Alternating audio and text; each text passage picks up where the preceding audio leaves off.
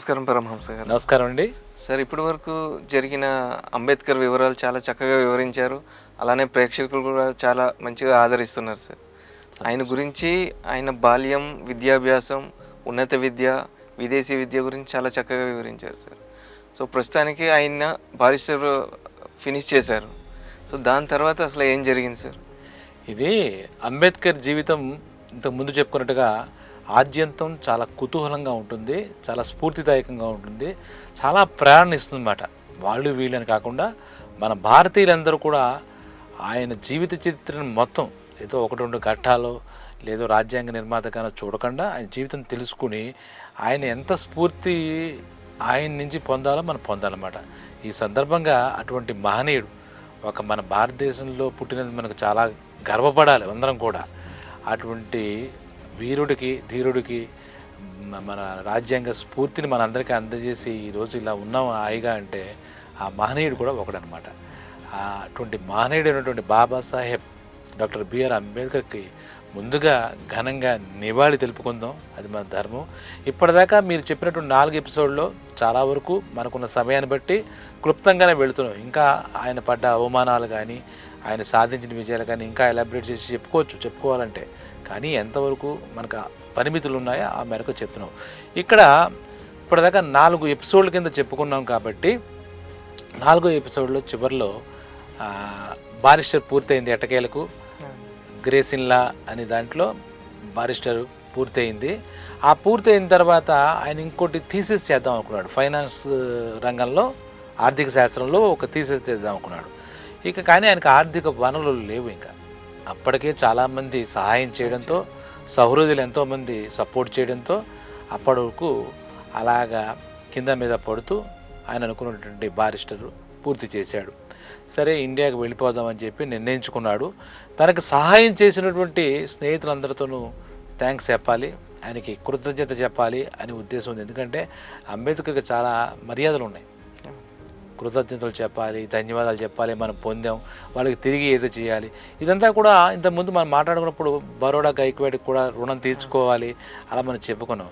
ఇక్కడ కూడా ఈ బారిస్టర్ చేస్తున్నప్పుడు ఒక బ్రిటిష్ వాళ్ళకి సంబంధించింది ఒక ఇండియన్ లైబ్రరీలో పుస్తకాలు చదువుకునేవాడు అని మనం అనుకున్నాం. అక్కడ ఫ్యాన్నీ అనే ఒక అమ్మాయి పరిచయం అయింది. ఆ అమ్మాయి చాలా సపోర్ట్ ఇచ్చింది. ఈయన అన్ని గంటలు చదవడం అది చూసి ఆ అమ్మాయి చాలా ఆనందపడుతూ అనుగుణంగా కూడా ఎంత సపోర్ట్ కావాలంటే అన్ని సపోర్ట్ పుస్తకాలు కొనిపెట్టింది, పుస్తకాలు ఆ లైబ్రరీలో పుస్తకాలు తీసిచ్చింది. నిరంతరం కూడా అంబేద్కర్ ఆ బారిస్టర్ పూర్తి చేయడంలో ఒక ప్రముఖ పాత్ర పోషించింది, కీలకమైన పాత్ర పోషించింది. అయితే మిగిలిన మిత్రులు కూడా సహాయాలు చేశారు. బిల్లు ఏదైనా కట్టుకోలేకపోతే ఏ కరెంటు బిల్లు, లాండ్రీ బిల్లు, వీళ్ళందరూ కూడా మిగిలిన అక్కడ ఉన్న వాళ్ళు కొంతమంది చేయూతనిచ్చారు. అంబేద్కర్ ఆ విధంగా ఎటువంటి ఇబ్బంది లేకుండా చదువుకి డబ్బులకి మరీ లోటు లేకుండా బాధపడకుండా మొత్తం మీద బారిస్టర్ కొన్ని గంటల పాటు, రోజులు 24 గంటలు అంటే 21-22 గంటలు కష్టపడి బారిస్టర్ పూర్తి చేశాడు, సక్సెస్ఫుల్గా పూర్తి చేశాడు. అలాగా అంబేద్కర్ అందరికీ కృతజ్ఞతలు చెప్పాలని ముందుగా ఆయనకి ఎంతో సహకరించిన లైబ్రరీ ఉంది కదా ఫ్యానీ, అంటే ఆ బ్రిటిష్ అమ్మాయే, ఆ అమ్మాయికి వెళ్ళిపోదాం అని చెప్తాం, బారిస్టర్ అయిపోయిందని చెప్పి కూర్చున్నారు ఒక రెస్టారెంట్లో. కూర్చున్నాక ఇద్దరి మధ్య కన్వర్సేషన్ మొదలైంది. చాలా థ్యాంక్స్ అన్నాడు. నువ్వు నాకు థ్యాంక్స్ చెప్పక్కర్లేదు, నీలాంటి వాళ్ళు చాలా అరుదుగా ఉంటారు భీమారావు, నువ్వు you did a great job అని చెప్పి అభినందించింది. సో లేదు నీకు కంపల్సరీ థ్యాంక్స్ చెప్పాలి నేను, ఎందుకంటే నీ సపోర్ట్ నేను జీవితంలో మర్చిపోలేను. నా బారిస్టర్ పూర్తిందంటే ఎంతోమంది సహకరించారు, అందులో ప్రత్యేకించి నువ్వు ఇచ్చిన సహకారం మద్దతు వల్లే నేను ఈ బారిస్టర్ పూర్తి చేయగలిగానని మనస్ఫూర్తిగా అంబేద్కర్, ఎందుకంటే అతనికి మర్యాదలు బాగా తెలుసు, మహార్కులంలో పుట్టిన బాగా మర్యాదలు తెలుసు, మానవ విలువలు తెలుసు. ఆ అమ్మాయి చాలా సపోర్ట్ ఇచ్చింది. ఆ రోజు లైబ్రరీలో చూసినప్పటి నుంచి తర్వాత తన ఇంట్లోనే ఒక రూమ్ అనేది తీసుకెళ్ళడం అవన్నీ కదా చెప్పాడు. చెప్పిన తర్వాత ఇద్దరు ఈ మాటల్లో మా ఇల్లు చాలా బోసిపోతుంది, వెళ్ళిపోతే అంబేద్కర్ అలవాటు అయిపోయాం మాకు, అది ఇది చెప్పాడు. నాకు అలాగే ఉంది, నాకు ఇక్కడ ఉండాలనే ఉంది, ఇక్కడే థీసిస్ చేసి వెళ్ళాలని ఉంది. చెప్పాను కదా ఇంతకుముందు, ఆర్థిక శాఖలో ఒక థీసిస్ చేయాలి, అదే భారతదేశంలో ఒక రూపాయి మీద నేను చేయాలని, రూపాయి సమస్య మీద చేయాలని ఉంది. ఎందుకంటే ఈ బ్రిటిష్ ప్రభుత్వం మమ్మల్ని ఏలుబడిలో ఉన్నాగా మేము, అది బ్రిటిష్ ప్రభుత్వం వాళ్ళు ఏం చేశారంటే మా రూపాయిని వాళ్ళ యొక్క దాంతో కంపేర్ చేసుకుని వాళ్ళ డాలర్తో చేద్దాం అనుకున్నారు. మారకం విలువ పెరిగిపోయింది. దానివల్ల భారతదేశం ఇంకా నానాటికి దరిద్రంలోకి వెళ్ళిపోయే పరిస్థితి కొంచెం థీసెస్ గురించి చెప్పాడు. మరి ఇంత ముఖ్యమైన థీసెస్ ఉన్నప్పుడు ఏంటి ఇక్కడి నుంచి చేయొచ్చు కదా, ఆ అమ్మాయికి ఇతను ఉంటే బాగుండు ఇటువంటి వ్యక్తి అని ఒక అనుబంధం ఏర్పడుతుంది కదా. అందులో ఇతను చదువుకుంటున్నవాడు, తెలివైనవాడు, మేధావి కాబట్టి మంచి క్యారెక్టర్ ఉన్నవాడు, అలాంటి వాడు ఉంటే బాగుండు అన్న టైప్లో ఆ ఫ్యానీ చెప్పింది. మా ఇల్లెద్దా బోసిపోయి చెప్పాడు కదా. అప్పుడు నాకు ఆర్థిక వనరులు సహకరించు, ఇంకా మీలాంటి వాళ్ళ దగ్గర ఇబ్బంది పెడతలుచుకోలేదు, ఇప్పటికే మా భారతదేశం వెళ్ళాల్సిన పరిస్థితి వచ్చింది, అక్కడే ఈ థీసెస్ ఆర్థిక రంగంలో థీసెస్ పూర్తి చేస్తా కంపల్సరీగా, నేను దాన్ని వదిలిపెట్టేదన్నాడు. సరే నాకు ఎలా ఉన్నా కూడా నీకు ఆల్ ది బెస్ట్ అని చెప్పింది. అయితే ఒక మాట భీమ్రావ్ అంబేద్కర్, నన్ను మర్చిపోకు, నీ థీసెస్ ఎక్కడుంది, ఏ స్టేటస్లో ఉంది, నువ్వు ఎలా ఉన్నావు అనే విషయం నాకు తరచుగా నీ క్షేమ సమాచారాలు చెప్తూ ఉండని చెప్పి చాలా ఆప్యాయంగా అభిమానంగా, దేశం కాని దేశం విదేశాల్లో అటువంటి వాళ్ళు కూడా ఉన్నారు, అటువంటి వాళ్ళ అభిమానం కూడా మన హీరో అంబేద్కర్ చొరగొన్నాడు అనమాట. అంబేద్కర్ చొరగొన్నాడు. చాలా వాళ్ళది అయిపోయిన తర్వాత మిగిలిన ఫ్రెండ్స్ కూడా ఉంటే వాళ్ళందరికీ కూడా చెప్పేశాను, మేము బయలుదేరుతాను, మళ్ళీ వచ్చినప్పుడు కలుద్దాం అనుకున్నారు, నీకు తరచుగా డెఫినెట్గా నిన్ను మర్చిపోయే పరిస్థితి లేదు, నా జీవితంలో ఒక ముఖ్యమైన పాత్ర అని చెప్పి ఆ ఫ్యానీకి కృతజ్ఞతలు మరొకసారి చెప్పాడు. చెప్పిన తర్వాత ఆ అమ్మాయి కూడా ఓకే అయితే అంబేద్కర్ ఆల్ ది బెస్ట్ అని చెప్పి గుడ్ బై చెప్పింది. అక్కడి నుంచి ఆయన ఇండియా ప్రయాణం అయిపోయాడు. ఈసారి ఎలా వచ్చాడు, బారిస్టర్గా వచ్చాడు. అంతకుముందు ఎలా ఉన్నా ఇప్పుడు బారిస్టర్, ఒక పవర్ఫుల్ పట్టాతో వచ్చాడు. ఈ పట్టా ఉంది కదా, అక్కడికి వచ్చిన తర్వాత ఇండియా వచ్చాడు. ఇండియా వచ్చిన తర్వాత అంతా చూస్తుంటే ఇండియాలో పరిస్థితులు ఈ బారిస్టర్ చేయడానికి వెళ్ళినప్పటికీ ఇప్పటికీ కొన్ని మార్పులు వచ్చాయి. గమ్మత్తుగా మారుతూ ఉంటుంది కదా, ప్రతి సంవత్సరం భారతదేశంలో పరిస్థితులు మారుతూ ఉంటాయి కదా. వచ్చాడు, వచ్చిన తర్వాత ఏం చేయాలి, నేను లా చదివాను, ఈ లాని అలాగే ఈ అధ్యయనం పూర్తి అవ్వలేదు, ఎందుకంటే ఆర్థిక రంగంలో అధ్యయనం చేసి భారతదేశపు ఆర్థిక విలువను కూడా పెంచాలని ఉందన్నమాట. ఈ రెండిట్లని నా లా అంటే సామాజిక న్యాయాన్ని చూసుకుంటూ ఈ ఆర్థికపరమైనటువంటి పరిశోధన కూడా కావిస్తూ రెండు కలిపి సమ్మిళితంగా చేద్దామనే ఆలోచన అంబేద్కర్కి వచ్చింది.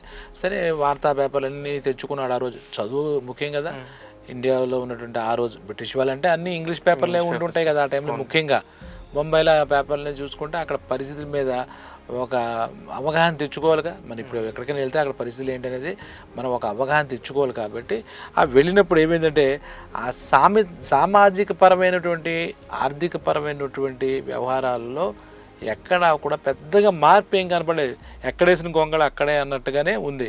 అలాగే అనగబడిన కులాలు, పీడిత వర్గాలు అంటారు కదా, వాళ్ళ జీవితాల్లో కూడా పెద్దగా చెప్పుకోదగ్గ ఇది గుణం ఏం కనపడలే. సరే ఇలా కాదు, మనం ఒక మాటకు రాకూడదని దీని మీద కూడా మనం నేను వెళ్ళినటువంటి బారిస్టర్ చేయడం వెళ్ళిన టైంలో ఏం జరిగింది, పాత పేపర్లు కొత్త పేపర్లు అన్నీ తెచ్చుకుని ఆమె మొదలుపెట్టాడు చదవడం. అది మొదలుపెట్టాడు. అక్కడ ఏమైంది అంటే ఒక కల్లోలంగా కనపడింది. చూస్తుంటే ఈ కల్లోలానికి కారణాలు బ్రిటిష్ ప్రభుత్వం ఒకటే కాదు, ఈ భారతీయుల్లో కూడా వీళ్ళు కొన్ని మతపరమైనటువంటి సమస్యలు సృష్టించుకున్నారు. భారతీయుల్లో కూడా ఆ రోజుకి వాళ్ళే సృష్టించారేమో, ఆ బ్రిటిష్ వాళ్ళు తెలియదు, కానీ కొన్ని మత ప్రాతిపదిక మీద వివాదాలు జరుగుతున్నాయి. సరే అంటరాని వాళ్ళు, అణగబక్క వాళ్ళు అది అంటున్నారు ఒకటి. అదే సమయంలో గమనిస్తే కనుక ఈ బ్రిటిష్ వాళ్ళ పరిపాలన మీద, బ్రిటిష్ వాళ్ళ దాని మీద పోరాడడానికి ఒక కొత్త శక్తి వచ్చినట్టుగా గమనించాడు. అంటే స్వాతంత్రం కావాలి అని చెప్పి ఒక జాతీయ స్థాయిలో ఉద్యమం తీసుకురావడానికి అప్పుడే మోహన్ చంద్ కరంగాంధీ అంటే మహాత్మా గాంధీ నడుం కట్టాడు. అతని నేతృత్వంలో ఒక ఉద్యమం స్టార్ట్ అయిందనే విషయం, ఆయన కూడా లాయరే, ఈ లాయర్ గారు వచ్చారు, ఈ రకమైనటువంటి చేస్తున్నారు అని చెప్పేసి ఒక విషయాన్ని మన అంబేద్కర్ గ్రహించుకున్నాడు. బాగుంది, ఇది మంచి శుభ పరిణామమే. అయితే అనగదొక్కబడిన వారి హక్కుల విషయంలో పెద్దగా కొంచెం ఉద్యమాలు వస్తున్నాయి వాళ్ళ హక్కుల కోసం, కానీ పెద్ద చైతన్యం ఏమీ రాలేదు అని చెప్పేసి గ్రహించాడు. గ్రహించినప్పుడు ఒక చిన్న ఆనందకరమైన విషయం ఆయనకి ఏంటంటే ఒకటి జరిగింది అక్కడ. అదేంటంటే ఒక సంఘ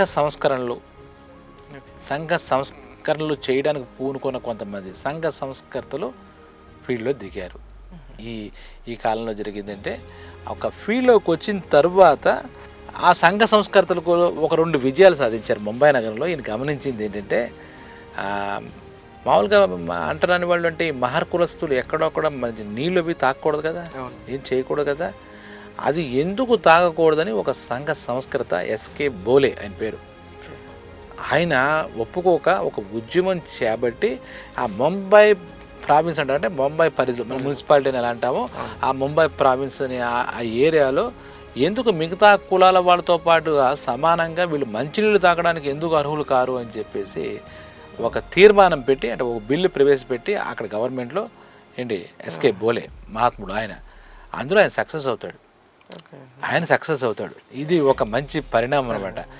ఈ మహర్ కులస్తులు లేదా పీడిత వర్గాలు ఆ మహర్ కులస్తులతో పాటు మొత్తం ఎవరైతే అణగదొక్కబడ్డారో అంటరాని వాళ్ళకి అస్పృశ్యులుగా ఎవరైతే ఉన్నారో వాళ్ళకి ఒక మొదటి విజయంగా మొదటి మెట్టుగా అనుకుందాం. పోనీ విజయం అని పెద్ద పదం వాడద్దు, కానీ ఆ ఎస్కే బోలే అనే ఒక సంఘ సంస్కృత తీసుకున్నటువంటి ఉద్యమం వల్ల ఆయన తీసుకున్న చొరవ వల్ల బొంబాయి ప్రావిన్స్లో ఈ తీర్మానం పెట్టి సక్సెస్ అయ్యారు. దాంతో అంతేగా మరి అంటే సంఘ సంస్కర్త ఆయన బహుశా అగ్రవర్ణాలు కూడా తెలియదు, ఆయన కుల ప్రస్తావన మనకు అది బుక్లో రాలేదు. ఎస్కే బోలే అంటే మరి ఏమిటో ఆయన అంటే వాళ్ళు కొంతమంది ఇందాక మాట్లాడుకున్నాం మహర్ కులస్తుల్లోంచి వాళ్ళు మాట్లాడకపోయినా కొంతమంది అగ్రవర్ణాల నుంచి కూడా వీళ్ళ మంచి కోరి కొంచెం ప్రోగ్రెసివ్ మైండ్ ఉన్న వాళ్ళు తయారయ్యారు. వాళ్ళకు కూడా ఆలోచన ఎందుకు వీళ్ళ జీవితాలు ఎలా అవుతాయి కాబట్టి బహుశా కాదని అనుకుంటున్నాను నేను. మహర్ కులస్తులకైతే కాదు, ఎందుకంటే అలా చెప్పబడలేదు, దాని మీద ఇది రాయలేదు పెద్దగా చరిత్ర. ఎస్కే బోలే ఒక ఇది పెట్టారు, ఒక తీర్మానం సక్సెస్ అయ్యారు. అప్పటి నుంచి ఆ ముంబై వరకే, మొత్తం భారతదేశం అంతా ఏమీ వచ్చేయలేదు ఇక్కడ వ్యవహారం, అక్కడ వీళ్ళు సక్సెస్ అయ్యారు అని చెప్పే విషయం మన ఈ న్యూస్ పేపర్ల ద్వారా చదివి ఆయనకి అంబేద్కర్ గారికి చాలా ఆనందం వేసింది. సరే వీళ్ళు ఎవరో అగ్రకుణాల వాళ్ళు ఇంకోళ్ళు ఎవరో నాయకత్వం చేసి ఉద్యమాలు చేసి మనల్ని గట్టెక్కిస్తున్నారు తప్పితే మన మహర్ కులస్తుల్లో కానీ ఇంకా కొంత స్టార్ట్ అయ్యింది, చిన్న మంటగా స్టార్ట్ అయ్యింది. కానీ వీళ్ళల్లో ఇంకా చైతన్యం రావాలి, ఇంకా ప్రేరణ పొందాలి, వీళ్ళు కూడా ఉద్యమం తీసుకొని తమ హక్కులు తమకు ఎక్కడ ఏమిటి అనేది తెలుసుకోవాలని వాళ్ళకి అది తెలియజెప్పాలి. మీరు ఇంత అణగదొక్కబడ్డారా, మీరు ఇందుకు భయపడుతున్నారు అని ఈయనకి అంబేద్కర్ గారికి అనిపించింది. ఇదే సమయంలో ఇంకొక పాజిటివ్ పాయింట్ జరిగింది. అంబేద్కర్ గారు ఆ పాజిటివ్ పాయింట్ కూడా ఆయన చూశారు ఆ టైంలో. అదేంటంటే ఇంకో శాసనకర్తలు అంటే ఈ చట్టాలు చేసి గవర్నమెంట్లో ఉండే వాళ్ళు ఉంటారే, ఆ శాసనకర్తల్లో ఒకడైనటువంటి ఆయన సంఘ సంస్కృతే. ఈ మహర్ కులస్తులు ఇలాగ అంటారని వాళ్ళకి ఏదో చేయాలని. రెండోది ఏంటంటే వీళ్ళని ఎక్కడికి వాళ్ళల్లో స్కూళ్ళల్లో జాయిన్ చేసుకునేవారు కాదనుకున్నాగా మహర్ కులస్తులను అప్పటివరకుగా వెళ్ళినా అక్కడెక్కడో బయట రోడ్డు మీద కూర్చోమని దూరంగా కూర్చోబెట్టి జరిగా వాళ్ళకి ఎంట్రీ లేదు, అడ్మిషన్ లేదు, అసలు ఎంట్రీ ఏంటారా.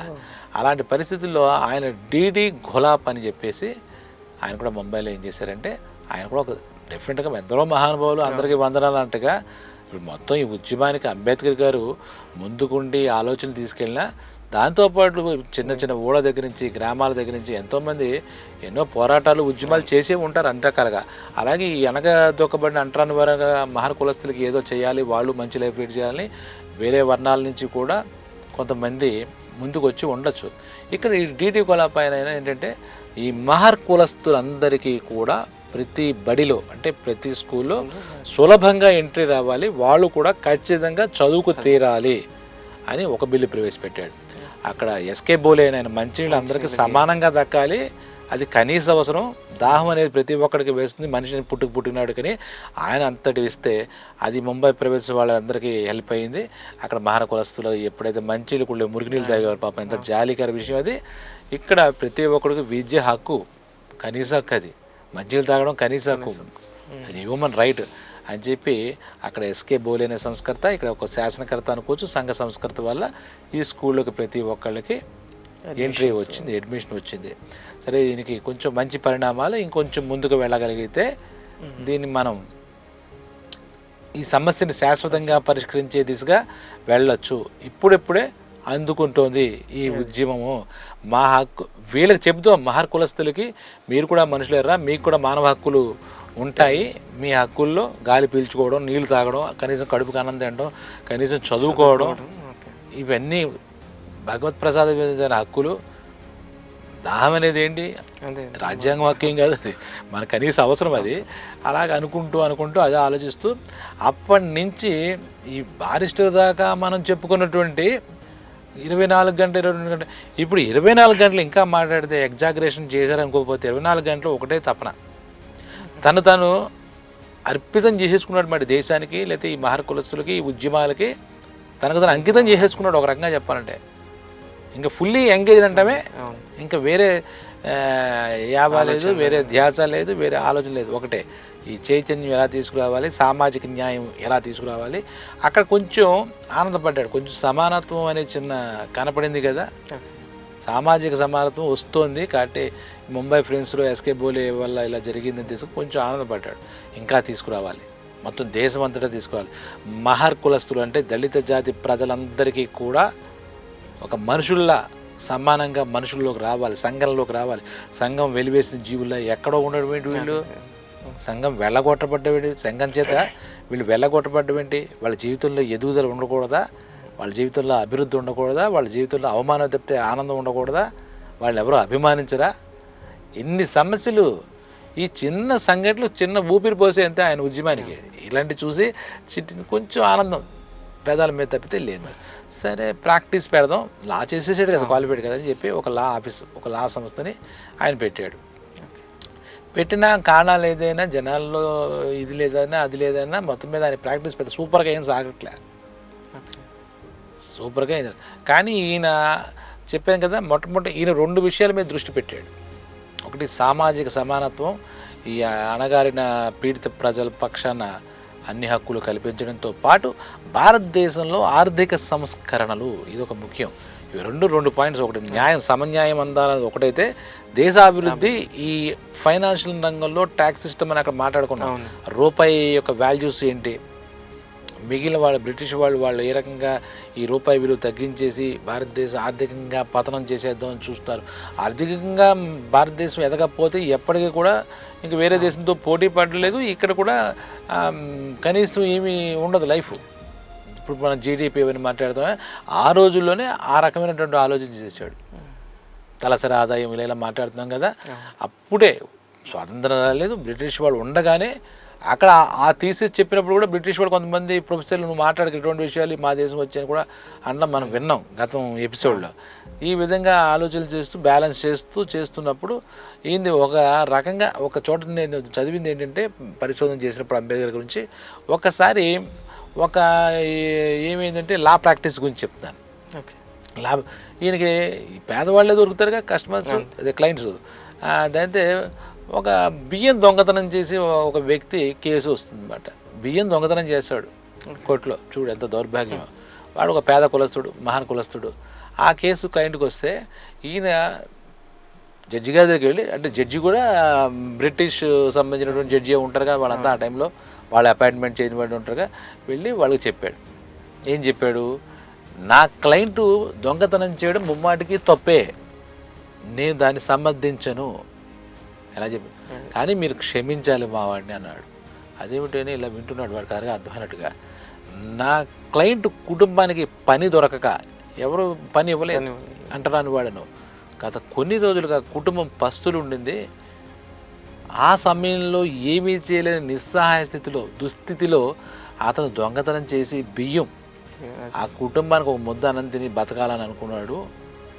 మీరు పెద్ద మనసుతో క్షమించండి అని చెప్పి తన ఆర్గ్యుమెంట్ చెప్పాడు.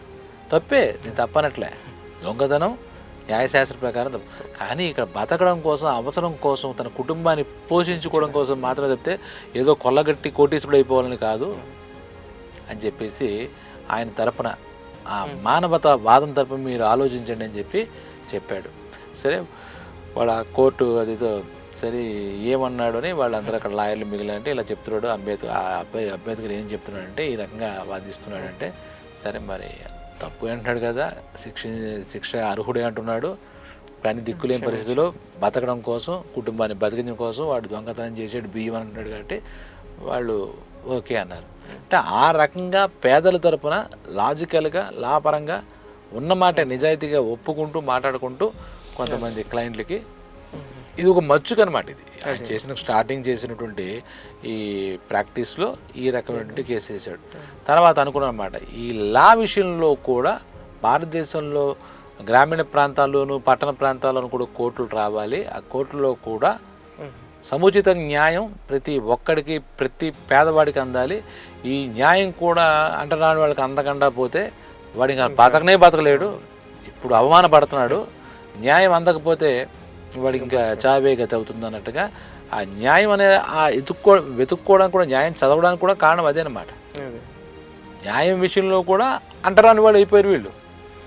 ఇంకా మీ మహర్ కులస్తులు, ముఖ్యంగా మన మహర్ అనేది మాట్లాడుతాం, ఆయన కులం కాబట్టి అని చెప్పేసి ఈ రకంగా వాళ్ళ న్యాయస్థానంలో కూడా వాళ్ళు రాణిస్తారో లేదో తెలియదు, వాళ్ళ సమస్య చెప్పుకొని ఇస్తారో లేదో తెలియదు.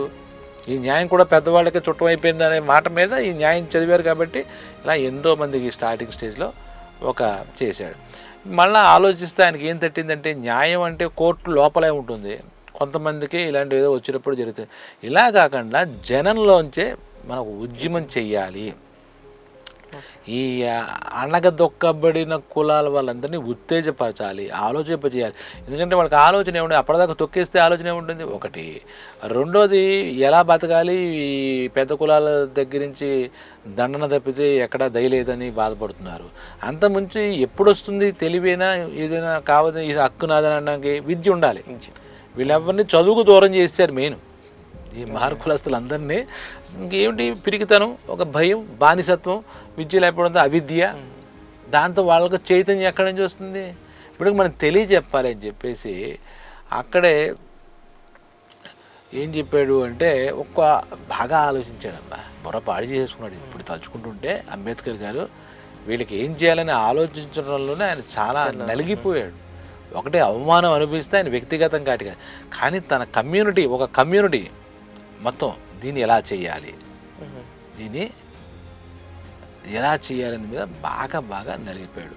ఆ సమయంలో అలా ఆలోచిస్తే ఒక ఆలోచన తట్టింది. ఇక్కడ ఈ లా ప్రాక్టీస్ చేస్తున్నాడు. ప్రాక్టీస్లో పెద్ద ఏమీ లేదు, పేదవాళ్ళ పక్షాన, పీడిత ప్రజల పక్షాన చేస్తున్నాడు. వాళ్ళకి ఏదో కొంత న్యాయం చేయగలుగుతున్నాడు కొంతమందికి. ఇలా కాదు, వీళ్ళల్లో చైతన్యపరచాలనే ఉద్దేశంతో బాబాసాహెబ్ అంబేద్కర్ చాలా ఆలోచించిన తర్వాత బహిష్కృత హితకారిణి, దాని పేరేంటి, బహిష్కృత హితకారిణి అని ఒక సంస్థని ఏర్పాటు చేశాడు. అందులో మనం అర్థం చేసుకుంటే బహిష్కృతులు అంటే ఎవరు, వెలివేయబడ్డవాళ్ళు. అందులోనే అర్థం ఉంది. బహిష్కృతులు అంటే ఎవరు, వెలివేయబడిన వాళ్ళు, అంటే బయటికి తోసేయబడ్డవారు. వాళ్ళ హితకారిణి అంటే వాళ్ళ హితం కలిగించడం కోసం, వాళ్ళంటి వాళ్ళు వెలివేయబడ్డ వాళ్ళ ఈ మంచి కోరుకుందాం, వాళ్ళ హితం కోరుకుందాం అనే ఉద్దేశంతో ఆ పేరు పెట్టాడండి. ఆ పేరు పెట్టడంలోనే అర్థం ఉంది. ఇంకా ఏమి మహర్ కులస్తులు, దళితులు ఏం బహిష్కృతులు, ఎవరైతే సంఘం నుంచి వెలివేయబడ్డారో, సంఘం నుంచి బహిష్కరింపబడ్డవారో వాళ్ళ హితం కలిగించాలనే ఉద్దేశంతో కొంతమంది స్నేహితులతోనో లేదా ఆయనకు ఫాలోవర్స్తోనో ఒక సంస్థ పెట్టాడు. సంస్థ పెట్టి మొట్టమొదటి సమావేశం ఏర్పాటు చేయాలి కదా, మరి వీళ్ళందరినీ పిలవాలి కదా, పిలిస్తే కదా ఎవరు మీరు ఎందుకు ఈ బహిష్కృతులను వెతుక్కుని పిలవాలి కదా. వాళ్ళందరికీ ఒక సభ పెట్టాడు, ఒక చోట అక్కడ ప్రదేశం చేసుకుని. ఆ సభ పెట్టుకునేసరికి మరి వాళ్ళు భయపడ్డారో ప్రభుత్వం ఏదో చేస్తుందని, లేదా అగ్ర కులాల వాళ్ళు ఏదైనా మళ్ళా గొడవలు పెడతారని భయపడ్డారో ఆ సభకి పెట్టుకుని ఇలా కూర్చున్నారు. ఈయనని అనుచరులు 2-3 మన టైం 10ంటికి సభ అండి అన్నారు. ఇది మొదటి సమావేశంలోనే ఈ మాట. ఎవడు రాడే, టైం అరగంట అయిపోయింది. అంబేద్కర్ చూస్తున్నాడు, ఏంటి మనం ఇంతమందికి ఇన్ఫామ్ చేసాం, అందరినీ రమ్మన్నాం, అందరికీ కన్వీనియంట్ టైంలో పెట్టాం, ఇది వాళ్ళ మంచి కోసం చెప్పాం, వాళ్ళ హక్కులు తెలియజేద్దామని చెప్పాం, ఇదేంటి అంటే వాడు ఎందుకు మరి భయపడ్డారో రాలేదో కారణం తెలియకని ఈయన పెట్టిన సభకి రాలే. వాళ్ళు అన్నారు, మిగిలిన వాళ్ళు మరి అంబేద్కర్కి ఏదో చెప్పాలి కదా, అక్కడ ఆయన అనుచరులు ఇంకో గంట చూద్దాం, ఏమంత కంగారు పడతాం, ఎందుకు వస్తారేమో చూద్దాం, వాళ్ళ పనులు వాళ్ళకు ఉంటాయి కదా, అంబేద్కర్ నువ్వు ఎందుకు కంగారు పడకన్నట్టుగా వాళ్ళు ఏదో నిరాశకి వెళ్తాడేమో అని నచ్చ చెప్దాం అన్నట్టుగా వాళ్ళంటే, నేను ఒక్క నిమిషం కూడా ఆగను. ఇప్పుడు చూశాను, ఇప్పుడు 10ంటికి పెట్టాను, 11 అయింది, గంట అయింది, ఇక్కడ ఏదో జరుగుతుంది వెనకాల. మనం పెట్టే సభకి రాలేని పరిస్థితిలో ఉన్నారని నాకు అర్థమైపోయింది. ఇంకా దీని మీద పెద్ద ప్రత్యేకించి రీసెర్చ్ అక్కర్లే. అలాంటి పరిస్థితుల్లో మనమే అక్కడికి వెళ్దాం, గ్రామాలకు వెళ్దాం, ఈ బహిష్కృతుల్ని అంటరాని వాళ్ళని మనమే కలుద్దాం, మనమే చెప్దాం. ఇంకెందుకు సమస్య, వాళ్ళు రారు. ఇప్పుడు ఇక్కడ ఇంకో సభ పెట్టి కూర్చున్నా, ఈ రాజధాని కూర్చున్నా, వాళ్ళకి ఏదో ఎక్కడో లాక్ అయిపోయారు, వాళ్ళకి ఏదో ఇబ్బంది వచ్చింది సామాజికంగా, అది మనం అర్థం చేసుకోవాలి అని చెప్పేసి అన్నాడు. మరి వాళ్ళు మిగిలిన వాళ్ళు కూడా సరే అంబేద్కర్ నువ్వు చెప్పింది ఇక్కడ నిజమే, వాళ్ళకి అంత ధైర్యం చేయరు, సమాజంలో బాగా వాళ్ళని భయపెట్టేశారు, ఇక్కడ ఏదో జరుగుతుంది ఉద్యమం అని చెప్పేసి ఒక పక్క నుంచి అగ్రవర్ణాల దాడి, ఒక పక్కన బ్రిటిష్ పోలీసుల దాడి ఇవన్నీ ఉంటాయని అనుకున్నారు, మాట్లాడుకున్నారు. వెంటనే అక్కడి నుంచి అక్కడ గ్రామానికి ఏదో దగ్గరగా ఉండే గ్రామానికి వెళ్ళారు. అక్కడ రచ్చబండలాగా చెట్టు దగ్గర కూర్చుని వీళ్ళందరినీ ఎక్కడ మూలగా విసిరేసి పెడతారు కదా, వీళ్ళని పిలిచారు. వాళ్ళంతా ఎవరో వచ్చారు, పెద్ద చదువుకున్నట్టున్నాడు అని చెప్పేసి అందరూ వచ్చారు, ప్రజలంతా కొంతమంది వచ్చారు. అప్పుడు చెప్పాడనమాట. అప్పటి నుంచి ఆయన మిషన్ ఏమిటో అనేది చెప్పడం మొదలుపెట్టాడు. బహిష్కృత అధికారిని అంటే వాళ్ళు చదువులో దాని పేరు కూడా తెలియదు. ఇప్పుడు మనం వివరించుకుంటే కూడా మీ హక్కుల కోసం, మీకు ఒక క్వాలిటీ లైఫ్ ఇవ్వడం కోసం, ఎన్నో చేయడం కోసం మేము ఒక ఉద్యమంలా చేస్తున్నాం. దానికి సంబంధించి దీన్ని పెట్టుకున్నాం, మనం ఒక సంస్థను స్థాపించుకున్నాం. దీని పేరే బహిష్కృత హితకారిణి. మీరు ఎల్లకాలం ఇంకా వెలివేసినట్టుగా నెట్టేసినట్టుగా మీరు బతకక్కలేదు. సమాజంలో నలుగురితో పాటు అందరితో పాటు హాయిగానే మీరు ఉండొచ్చు. మీరందరూ కూడా మేము చేసే ఈ ఉద్యమంలో, ఈ పోరాటంలో మీరు కూడా మాతో కలిసి నడవండి, మీ చేతులు కలపండి, మన జీవితాలు మనమే బాగు చేసుకుందాం. మన జీవితాల మీద ఎవరో బురద జల్లారు, మనల్ని తొక్కేశారు, ఇప్పుడు మనమే రెట్టించిన ఉత్సాహంతో వెళ్ళాలి, మన హక్కులు మనమే సంపాదించుకోవాలి అని చెప్పి మొట్టమొదట ఈ మానవ హక్కుల కోసం ఆ మహార్ కులస్తులకు సంబంధించినటువంటి ఒక పల్లెటూరుకి వెళ్ళి ఈయన వాళ్ళందరికీ అర్థమయ్యేలా చెప్పడం మొదలెట్టాడు. అక్కడి నుంచి ఆయన ప్రతి చోటకి వెళ్ళి ఈ వాళ్ళ యొక్క సమాజం వాళ్ళు పెట్టుకున్నారు కదా, బహిష్కృత హితకారిణి సమాజం అని వాళ్ళ లక్ష్యం ఏమిటి, దాంట్లో వీళ్ళేం పొందాలి, వీళ్ళేం చేయాలి, వీళ్ళకి ఏం మాట్లాడితే పోరాడితే ఏం వస్తుంది, ఉద్యమం చేస్తే ఏం వస్తుంది అనే ఉద్దేశంతో మొత్తం అన్ని చోట్ల ఆయన కుదిరినన్ని చోట్ల వెళ్ళి దీని యొక్క ఈ మిషన్ యొక్క ఉద్దేశాలు ఏమిటి, దీంట్లో ఏం చేయాలనుకున్నారు, ఏ రకంగా వాళ్ళు ఎలా బాగుపడడానికి ఎటువంటి మార్గాలు ఉన్నాయి అని చెప్పేసి అంబేద్కర్ ప్రతి ఒక్కళ్ళకి అర్థమయ్యేటట్టు చెప్పడం మొదలుపెట్టాడు అనమాట. ఇలాగా ఎప్పుడైతే చెప్పాడో ఇది ఒక సంచలనమే. అంబేద్కర్ ఈతకారిని అక్కడ ఉన్న జనంలో కానీ యువకుల్లో కానీ అందరిలోనూ ఒక వేడి పుట్టింది. పుట్టిన తర్వాత ఈయన ఎప్పుడైతే వాళ్ళు ఉద్యమం వైపు వెళ్ళడంతో కొన్ని కేసులు, వీళ్ళు అలా ఎదగడం ఇష్టం లేని అసూయ పనులు ఉంటారు కదా, అలా వచ్చింది. వీటికి సంబంధించిన కేసులు రావడం మొదలెట్టాయి ఈ ఉద్యమం. దాంట్లో ఏంటంటే కొన్ని అగ్రకులాల వాళ్ళకి అనువుగా పక్షపాతంతో కోర్టులో జడ్జిలు కూడా, ఎందుకంటే వీళ్ళు జడ్జిలు ఏమి ఉంటారు కదా, వీళ్ళు చదివే లేదంటే ఏముంటారు, వాళ్ళ పక్షపాతంతో కొన్ని ఇవ్వడం. అక్కడ కూడా తను చదివినటువంటి న్యాయశాస్త్రాన్ని అనుసరించి వాళ్ళని ఈ దేనికో వెళ్తే ఉద్యమంకి వెళ్తే వాళ్ళని అరెస్టులు చేయడం. అక్కడ ఒక కేసులో ఇలాగే బ్రాహ్మణేతరులు అనే ఒక చిన్న కేసు వస్తే ఆ వ్యతిరేకత వాటి గురించి కూడా అక్కడ ఆయన చాలా లాజికల్గా కేసు డీల్ చేసి వీళ్ళు అరెస్ట్ అవ్వకుండా ఈ ఎవరైతే ఉద్యమం చేస్తున్నారో మహార్ కులస్తులు, కొన్ని కోట్లలో అగ్రవర్ణాలకే మనకి న్యాయం వచ్చేది. ఇక్కడ మటుకు కొన్ని కేసులు అది కాదు ఇది కాదు అని చెప్పి మొత్తం మీద చాలా కన్విన్స్ చేసి ఆ బ్రిటిష్ జడ్జిల వీళ్ళని అరెస్ట్ అవ్వకుండా కాపాడడం ఒక ఎత్తు అయితే, అరెస్ట్ అయిన వాళ్ళని విడుదల చేసిన ఒక ఎత్తుగా ఈయన యొక్క ప్రాక్టీస్ పూర్తిగా ఆ రకంగానే జరగడం మొదలెట్టింది. తర్వాత ఈ ఉత్సాహం వచ్చింది, ఓకే నేను న్యాయం చేయగలిగాను, నేను నాకు చేతనైనటువంటి న్యాయం నా వాళ్ళకి చేశాను అంటే, నా వాళ్ళంటే పీడిత వర్గాలకు చేశాను, లేదంటే వీళ్ళల్లో అపనమ్మకం వచ్చేస్తుందిగా, మీరేదో చెప్పారు మమ్మల్ని తొక్కేస్తున్నారు, పోలీసులు తీసుకెళ్ళి కోర్టులు తీసుకెళ్ళి లేనిపోని కూడా ఇంతకుముందే బాగుంది అనుకోవచ్చుగా, ఇది చల్లారకూడదు, ఈ ఉద్యమం చల్లారకూడదు అని చెప్పేసి ఈయన ఏం చేసేటంటే ఈ అందరినీ బాగా బాగా బాగా ప్రేరేపించి చైతన్యపరిచి మీకోసం మీరు చదువుకోండి, మీకోసం కొన్ని హాస్టల్లో పెడుతున్నాం, ఇంకా విస్తరిస్తున్నాడు అనమాట, కొన్ని లైబ్రరీలు పెడుతున్నాం, మీరు కూడా చదువుకోవాలి, మీకు కొన్ని మన వాళ్ళలో కొంచెం చదువుకున్న వాళ్ళు మీకు చదువు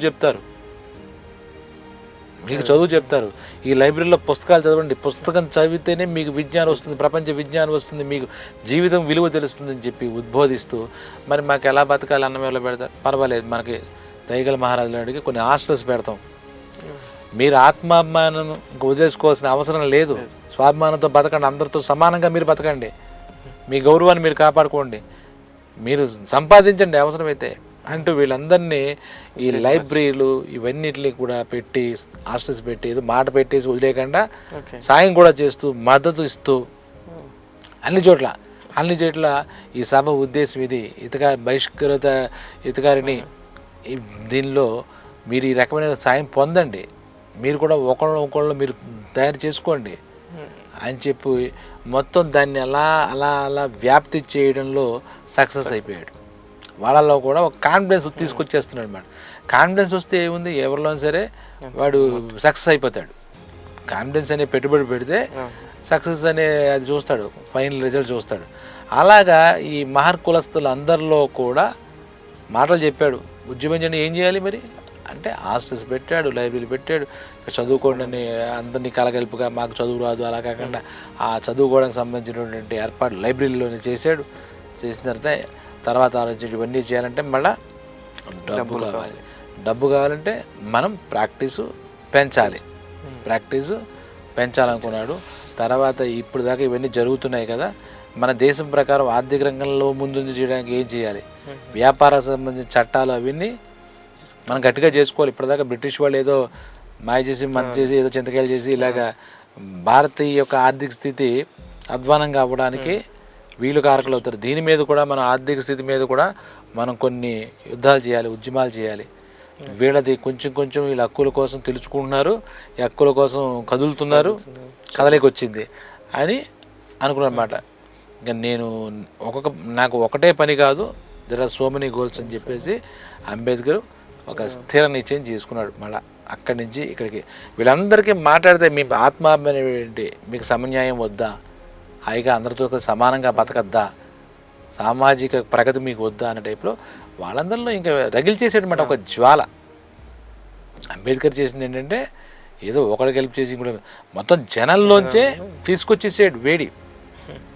నీది ఇదిరా స్థితి, నువ్వు ఈ స్థితికి రావాలి, ఏం చేయాలి నువ్వే చూసుకో ఆ టైప్లో అక్కడికి మనకి ఆయన ఈ జీవితంలో బహిష్కృత హితకారిణి అనే సంస్థ పెట్టడం, ఆ సంస్థ యొక్క లక్ష్యాలు మహర్ కులస్తులకి, వెనకబడిన వాళ్ళకి, అణగారిన వర్గాల వారికి, పీడిత తాడిత ప్రజలందరికీ కూడా తెలియజెప్పి మీ బతుకు ఇది కాదు, ఇంకోటి ఏదో ఉంది, మీలో శక్తియుక్తులు ఉన్నాయి, ఇవి బయటికి తీయండి, మనం ఏదో ఉద్యమాలు వాళ్ళకి ఆ స్థితిలో ఆ ఉద్యమం చేసేటప్పుడు ఏదైనా న్యాయపరమైన ఇబ్బంది వస్తే రక్షించడం.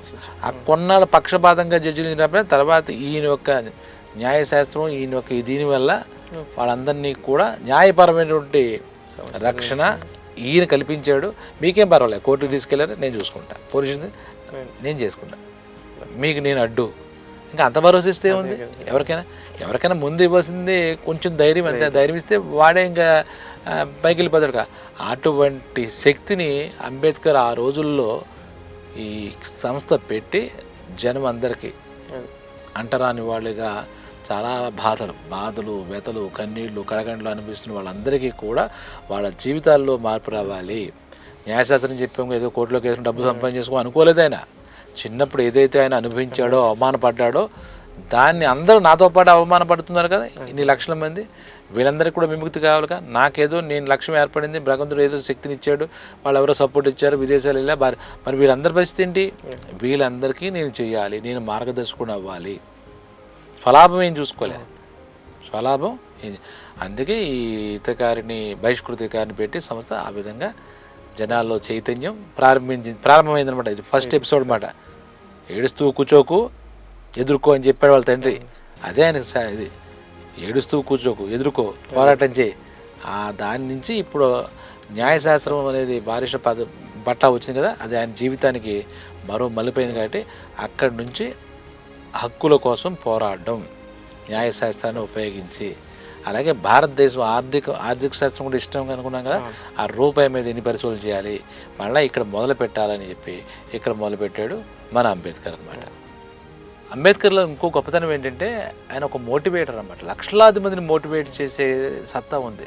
లక్షలాది మందికి చెయ్యాలన్న సంకల్పం ఎంత ఉందో, లక్షలాది మందికి వాళ్ళని ఉత్తేజపరిచి ప్రేరేపించి వాళ్ళని తన వైపు తిప్పుకుని వాళ్ళ హక్కుల కోసం వాళ్ళు తెలుసుకుని అలా చేసే శక్తి కూడా ఉంది. కొంతమంది చాలా తెలివైన వాళ్ళు ఉంటారు, వాళ్ళు స్కాలర్స్ అవుతారు, కానీ వేరే వాళ్ళని ఎవరు ప్రభావితం చేయలేరు అన్నమాట. ఈయన ఒక ప్రభావితం చేయగల శీలి అనమాట, ప్రభావితశీలి. అది ఒక చాలా గొప్ప క్వాలిటీ అనమాట. తన సమస్య, అందరూ అనుభవిస్తున్న సమస్య తన సమస్య తీర్చుకోవడం అనేది ఒక గొప్ప క్వాలిటీ అయితే, వాళ్ళందరినీ కూడా ఇది మీరు, ఇది మీరు, ఇది మీరు, ఇది మీకు ఏం కావాలి, ఇప్పుడు మీరు ఏ పరిస్థితుల్లో అని తెలియజెప్పే ఒక చాలా తక్కువ మంది ఉంటుంది ప్రపంచంలో చూస్తే. ప్రజల్ని మొత్తం అందరి ప్రజల్ని ప్రభావితం చేయగల వ్యక్తులు చాలా తక్కువ. నాయకులు ఉంటారు, నాయకులు చాలామంది ఉంటారు, కానీ ఈ ప్రభావితం చేయగల వ్యక్తులు, ఉదాహరణకి ఒక స్వామి వివేకానంద, ఆయన ఏది కాదు కానీ ఆయన ఒక మొత్తం ప్రపంచాన్ని తన మాటలతో తన ఆలోచనలతో చైతన్యపరిచాడు, ప్రభావితం చేశాడు అన్నమాట. ఆయన ఇందాక మనం చెప్పుకున్న విషయంలో ప్రతి ఒక్కసారి మీరు ఈ హితకారిని ముందుగా సంస్థ బహిష్కృత హితకారిని, దీని ద్వారా మీ ఆత్మాభిమానాన్ని మీరు ఎక్కడా తగ్గించుకోకూడదు, మీ సమానత్వాన్ని మీరు ఎప్పుడూ పొందుతూనే ఉండండి. ఈ సంస్థ మీకు అంత చేతి ఇస్తుంది, స్వాభిమానం ఇస్తుంది, సపోర్ట్ ఇస్తుంది అని చెప్పేసి వాళ్ళందరినీ కూడా నిత్యం మోటివేట్ చేస్తూ ఉండేవాడు. సరే, ఇది ఇలా ఉంటే ఆయన ఒక అకౌంటింగ్ బట్లీ బాయ్ అని ఒక అకౌంటింగ్ సంస్థలో పార్ట్ టైం లెక్చరర్గా శిక్షణ ఇవ్వడానికి కనుక బోట్లీ బాయ్ని, మరి ఫైనాన్షియల్లీ ఈయన ఫ్యామిలీ కూడా కావాలి కదా మామూలుగా, ఇవన్నీ చేయిస్తున్నాడు. ఈయనకేమీ ఏదో బయట సంపాదించి విరాళాలు సేకరించి ఈయన ఏదో ఎదిగిపోవాలి అలాంటి లక్షణాలు, ఇంత సంఘ సంస్కృతికి అలాంటివి ఎందుకుంటే, ఇంత ఆత్మాభిమానం ఉంది ఆయనకి, అన్నీ తెలుసు, మూలాలు తెలుసు, జీవిత మూలాలు, ఇంత చదువుకున్నాడు, ప్రపంచ దేశాలు తిరిగి, అలాంటి పరిస్థితుల్లో చేశాడు, చెందాడు, బాగానే ఉంది. ఈ టైంలో ఏమైందంటే ఈయన 1925 సంవత్సరంలో వీళ్ళకి ఇంకో కొడుకు పుట్టాడు, రమకి అంబేద్కర్కి ఇంకో కొడుకు పుట్టాడు. వాడి పేరు రాజారత్న అని పెట్టుకున్నాడు పేరు. అలా పెట్టుకుని ఆ రాజారత్నాన్ని పెట్టుకుని వాడు చాలా చురుగ్గా ఉండేవాడు, మంచి వాడు కళ అంటాం కదా, ముఖంలో కళ ఉండేది ఆ పిల్లాడిలో, చిన్నపిల్లాడిలో. ఈ అంబేద్కర్ కూడా ఇన్ని సమస్యలతో, ఇంత ఉద్యమాలతో, ఇంత ప్రాక్టీస్తో వస్తే కూడా ఆ పిల్లాడితో ఆడుకుని కాస్త రిలాక్సేషన్, కొంచెం ఉల్లాసపడేవాడు మేడం రాజారత్నతో. వాడి ముద్దు మాటలు, వాడి కళల్లో ఒక కాంతి, ఇది చాలా ఆనందపడేది, చాలా హ్యాపీగా ఉండేవాడు అన్నమాట. మరి వాడి పుట్టిన వేళా విశేషం ఏంటో కానీ ఈయనకి 1926లో బ్రిటిష్ కౌన్సిల్ నుంచి శాసన మండలిలో మీరు చేస్తున్నటువంటి పీడిత వర్గాల పక్షాన మీరు ఉండి, మీరు చదువుకున్న చదువుతో న్యాయంతో చేస్తున్నందుకు, వాళ్ళ జీవితాలు బాగుపరచాలనే ఉద్దేశంతో మీరు ముందుకెడుతున్నందుకు మీకు శాసన మండలిలో, మీకు ఆ కౌన్సిల్లో మీకు మెంబర్షిప్గా మీకు చోటు ఇస్తామని చెప్పి ఆ బ్రిటిష్ కౌన్సిల్ నుంచి అంబేద్కర్కి ఆ ఆఫర్ ఆటోమేటిక్గా వస్తుంది, ఒక శుభవార్త వస్తుందన్నమాట. Very good news. ఈ మన అధికారంలో కూడా ఈయనకి ప్రవేశం దొరికినట్టయింది, వాళ్ళు ఇచ్చారు. దీని ద్వారా మరింత చెందొచ్చు అని చెప్పేసి ఆనందపడ్డాడు. తను చదువుకునే న్యాయశాస్త్రం కొంత చేయొచ్చు, డైరెక్ట్గా శాసన మండలిలో ఒక మెంబర్గా, కౌన్సిల్లో మెంబర్గా వచ్చిందంటే మన వాణి వినిపించవచ్చు, ప్రభుత్వానికి వినిపించవచ్చు. మన వాళ్ళకి అంటే మన మహర్ కులస్తులకి వెనకబడిపోయాం, అంటరాంతరంతో ఎంతో బాధపడ్డాం. మన జీవితంలో ఒక వెలుగు వచ్చిందని ఆనందపడ్డాడు. నాకు పోస్ట్ వచ్చింది, నేనేదో సంపాదించేద్దామని ఆ ఆలోచన రాలే. ఆ తర్వాత కౌన్సిల్లో ఉన్నప్పటి నుంచి కూడా ఈయన నిత్యం ఇదే మాట, ఏమండి వాళ్ళు మా పిల్లలు విద్య నేర్చుకోవడానికి మీరు ఇవ్వాలి అవకాశం, విద్య నేర్చుకుంటుంటే వాళ్ళకి జీవన భృతి ఉండదు, వాళ్ళకి మీరు కొంచెం స్కాలర్షిప్ కూడా ఇవ్వాలి, మా కులాన్ని మీరు కొంచెం కనికరించాలి అని ఆ కౌన్సిల్లో ఉన్న పెద్దలందరి దగ్గర ఇదే పాట. ఈ అంబేద్కర్కి కౌన్సిల్లో ఇచ్చారు, మన వాణి వినిపించవచ్చు కౌన్సిల్లో ప్రభుత్వానికి కూడా అని చెప్పి ఆనందంగా ఉన్నాడు. అక్కడ కూడా ఈయన ఈ అణగారిన వర్గాలు వీళ్ళకి ఇదే మాటలు. ఒక రకంగా వాళ్ళకున్న పరిస్థితుల్లో వాళ్ళకి ప్రత్యేక ప్రతిపత్తి ఉండాలి అని తన వాణి వినిపిద్దాం అనుకున్నదే. బాగా వెనకబడిపోయారు, ఆర్థికంగా బాగా ఉన్నారు, సమాజంలో చాలా ఎదుర్కొంటున్నారు, ఈ మహర్లకు ఏదో చేయాలని అని చెప్పేసి వాళ్ళతో మండలి చైర్మన్, కౌన్సిల్ చైర్మన్ ఉంటే వాళ్ళతో ఈయన ప్రపోజల్స్ వినిపించేవాడు. మీకు మన వాళ్ళల్లో విద్య కావాలంటున్నానండి, మా వాళ్ళల్లో మీరు కొంచెం వాళ్ళకి ఆర్థికమైన సహకారం కూడా ఇవ్వండి, మరి ఏదో స్కూల్ పెట్టేవంటే వాళ్ళ బతుకు ఎలా సాగుతుందని చెప్పేసి అడుగుతాడు. మీరు చెప్పిన ప్రకారం అన్నీ పెట్టాము, ఎవడు విద్యార్థులు చదువుకోవడానికి ఎవరు రావట్లేదు, మీరేం మాట్లాడతారని చెప్పి వాళ్ళు ఇంకో మాట ఈయనకి అడ్డంగా మాట్లాడతారు. కాదండి, వాళ్ళకి పరిస్థితి భుక్తి గడవాలి కదా, పేదరికంలో కొట్టుమిట్టాడుతున్నారు కదా, కాస్తంత స్కాలర్షిప్గా ఆర్థికపరమైనటువంటి చేయూతను ఏదైనా ఇస్తే బాగుంటుందంటే అప్పుడు వాళ్ళు ఏమిటంటే అంబేద్కర్ నువ్వు చాలా తప్పు మాట్లాడుతున్నావు, మీ కులం వాళ్ళంతా వెనకేసుకొస్తూ మీ కులం వాళ్ళకే ఉపకారం చేయడం కాదు కదా ప్రభుత్వం అంటే, మీ మహాన్ కులం తక్కువ పడింది అన్నావు, విద్య అన్నావు, అది అన్నావు బాగానే ఉన్నాయి, సమానత్వం అన్నావు, ఇంకా బాగుంది, కానీ ఇలా నువ్వు మాట్లాడడం మేము బాగాలేదని కూడా ఆ కౌన్సిల్లో, ఇంక కౌన్సిల్లో ఈ మాట విలువ కాదు, ఈ మాట ముందుకు వెళ్ళట్లే.